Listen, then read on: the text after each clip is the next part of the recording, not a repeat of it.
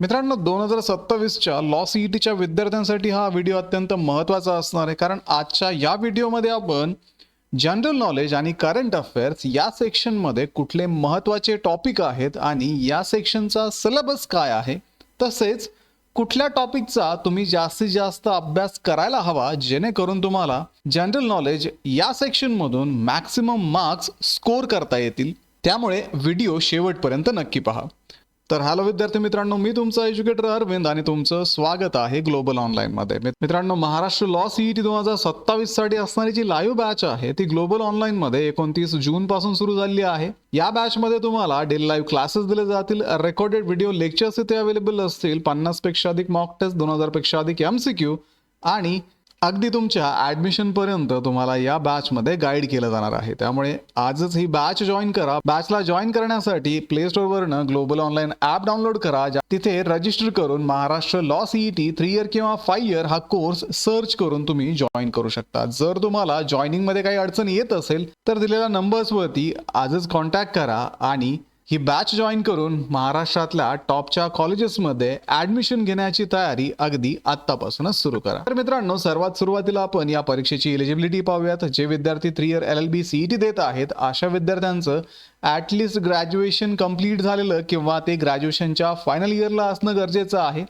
Open कॅटेगरीच्या विद्यार्थ्यांसाठी त्यांच्या ग्रॅज्युएशनमध्ये 45% marks required आहेत। SC ST साठी 40%, VJNT SBC OBC सारख्या कॅटेगरीजला 42% मिनिमम त्यांच्या ग्रॅज्युएशन मध्ये मार्क्स असणं गरजेचं आहे। जे विद्यार्थी 5 इयर LLB सीईटी देत आहेत अशा विद्यार्थ्यांची ॲटलिस्ट 12वी झालेली किंवा 12वीला ते ॲपियर असावेत किंवा त्यांच्याकडे डिप्लोमा असेल तरीही ते एलिजिबल असतात।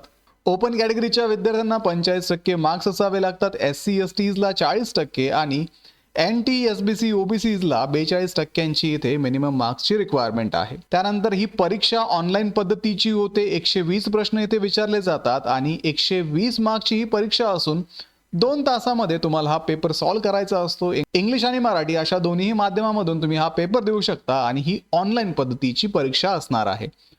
आता जर आपण या परीक्षेचा सिलेबस पाहिला तर याच्यामध्ये 3 इयर LLBच्या विद्यार्थ्यांना legal aptitude and legal reasoning, general knowledge with current affairs, logical and analytical reasoning आणि इंग्लिश लँग्वेज हे 4 सब्जेक्ट स्टडी करावे लागतात। जे विद्यार्थी 5 इयर LLB सीईटी देत आहेत अशा विद्यार्थ्यांना बेसिक मॅथमॅटिक्स हा ॲडिशनल सब्जेक्ट स्टडी करावा लागतो। ग्लोबल ऑनलाईनच्या लाईव्ह बॅचमध्ये या सर्व विषयांवरती तुमचे लाईव्ह क्लासेस होतात आणि तुम्हाला परीक्षेसाठी रेडी केलं जातं। आता विद्यार्थी मित्रांनो, सुरुवातीलाच सांगितल्याप्रमाणे जनरल नॉलेज आणि करंट अफेअर्स या सेक्शनचं आपण PYQच्या माध्यमातून ॲनालिसिस करणार आहोत।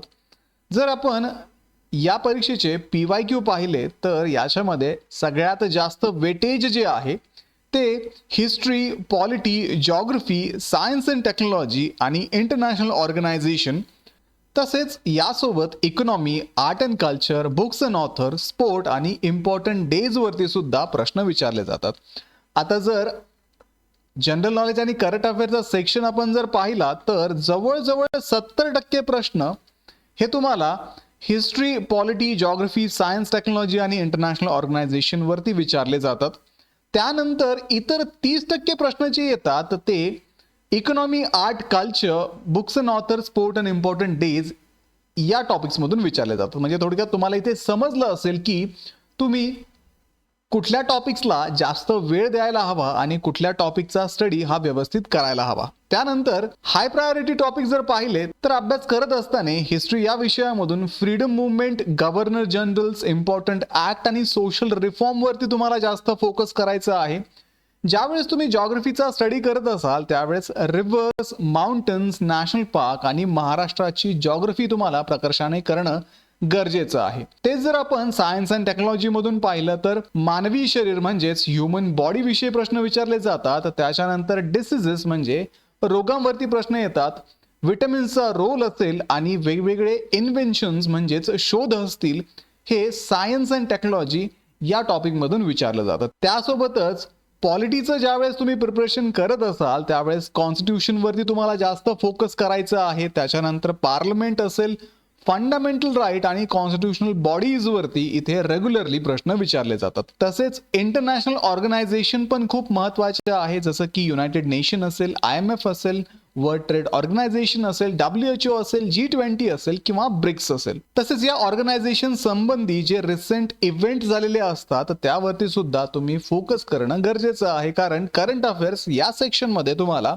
ते प्रश्न विचारले जाऊ शकतात. त्यानंतर मीडियम प्रायोरिटी आपल्याला ज्या टॉपिक्सला द्यायची आहे ते टॉपिक्स म्हणजे एन्शियंट अँड मिडिवल हिस्ट्री, ज्याच्यामध्ये तुम्हाला इंडस व्हॅली सिव्हिलायझेशन वरती प्रश्न येतात, बुद्धिझम, जैनिझम वरती प्रश्न येतात, दिल्ली सल्तनत, मराठा एम्पायर वरती सुद्धा प्रश्न विचारले जातात. त्यानंतर इकॉनॉमी मधून RBI असेल, सेबी असेल, बँकिंगचं बेसिक्स असेल, त्याच्यानंतर GDPचं बेसिक्स असेल, हे सुद्धा तुम्ही प्रिपेअर करणं तेवढंच गरजेचं आहे. आर्ट अँड कल्चर मधून आपण जर पाहिलं तर क्लासिकल डान्सेस, युनेस्कोच्या साइट्स, महत्वाचे फेस्टिवल्स आणि राष्ट्रीय चिन्ह सुद्धा तुम्ही अभ्यासणं इथे गरजेचं आहे. याला प्रायोरिटी द्या, पण मीडियम प्रायोरिटी याला असावी. सगळ्यात कमी प्रायोरिटी जी द्यायची आहे ती बुक्स अँड ऑथर्सला, अवॉर्ड्स अँड ऑनर्सला, स्पोर्ट्स अँड ट्रॉफीजला, इम्पॉर्टंट डेज, कॉम्प्युटरचं बेसिक्स, कॅपिटल करन्सीज आणि टोपन नावं, तसंच first in India and miscellaneous GK याच्यावरती सुद्धा प्रश्न येतात, पण खूप कमी प्रश्न या टॉपिक मधून विचारले जातात. त्यामुळे थोडक्यात प्रायोरिटीनुसार तुम्हाला तुमचा स्टडी प्लॅन करावा लागणार आहे. जे हायेस्ट प्रायोरिटी टॉपिक आहेत त्याच्यावरती जास्त फोकस करा. ते झाल्यानंतर परत तुम्हाला मीडियम प्रायोरिटी टॉपिक वरती फोकस करायचंय आणि शेवटी लोअर प्रायोरिटी टॉपिक वरती तुम्हाला फोकस करणं गरजेचं आहे. आता हे प्रिपरेशन करत असताना सुरुवातीला तुम्हाला हिस्ट्री, पॉलिटी आणि जॉग्राफी या 3 सब्जेक्टचा अभ्यास व्यवस्थित डिटेल करायचा आहे. त्यानंतर ते झाल्यानंतर फेज 2 मध्ये सायन्स अँड इंटरनॅशनल ऑर्गनायझेशन्स वरती फोकस करा. फेज 3 मध्ये तुम्हाला ancient and medieval history, economy, art and culture वरती फोकस करायचंय आणि फेज 4 मध्ये books and author, award, sport, days आणि कॉम्प्युटर या टॉपिक वरती सुद्धा फोकस करणं गरजेचं आहे. सुरुवातीचे 5 टॉपिक जर तुम्ही व्यवस्थित स्टडी केले, हा सेक्शन याच्यामध्येच कव्हर होतो. उरलेला 30% सेक्शन तुम्हाला करंट अफेअर्स आणि स्टॅटिक GK मधून विचारला जातो. आता विद्यार्थी मित्रांनो, या सर्व टॉपिकचा स्टडी करत असताना तुम्हाला एक व्हेरीफाईड आणि ऑथेंटिक रिसोर्स तुमच्याकडे असणं गरजेचं आहे. त्यासाठी ग्लोबल ऑनलाईनचे बुक्स आता Amazon वरती आणि तुमच्या जवळच्या पुस्तक विक्रेत्याकडे अवेलेबल आहेत. जसं की ग्लोबल ऑनलाईनचं थिअरी बुक, ज्याच्यामध्ये सर्वच्या सर्व सिलेबस हा डिटेलमध्ये कव्हर केलेला आहे, आणि ग्लोबल ऑनलाईनचीच 25 पेक्षा अधिक प्रश्नपत्रिका असणारी, ज्याच्यामध्ये ॲज इट इज तुम्हाला PYQ अवेलेबल असतील, सोबत सॅम्पल पेपर्स आणि प्रश्नांची उत्तरं सुद्धा तुम्हाला तिथे अवेलेबल असणार आहे. आणि हे बुक मराठी तसेच इंग्रजी अशा दोन्ही माध्यमामध्ये अवेलेबल आहेत. त्यामुळे आजच डिस्क्रिप्शन मध्ये दिलेल्या लिंक्स वरती जाऊन हे बुक्स ऑर्डर करा किंवा तुमच्या जवळच्या पुस्तक विक्रेत्याकडे याची मागणी करा. तसेच ग्लोबल ऑनलाईनची जी बॅच 29 जून पासून सुरू झालेली आहे, ती बॅच जॉईन करून महाराष्ट्रातल्या टॉपच्या कॉलेजेसमध्ये ऍडमिशन घेण्याची तयारी सुरू करा. तर व्हिडिओला लाईक करा, तुमच्या मित्रांना हा व्हिडिओ शेअर करा. भेटूया पुढच्या व्हिडिओमध्ये. तोपर्यंत एक्झामची तयारी सुरूच ठेवा. थँक्यू.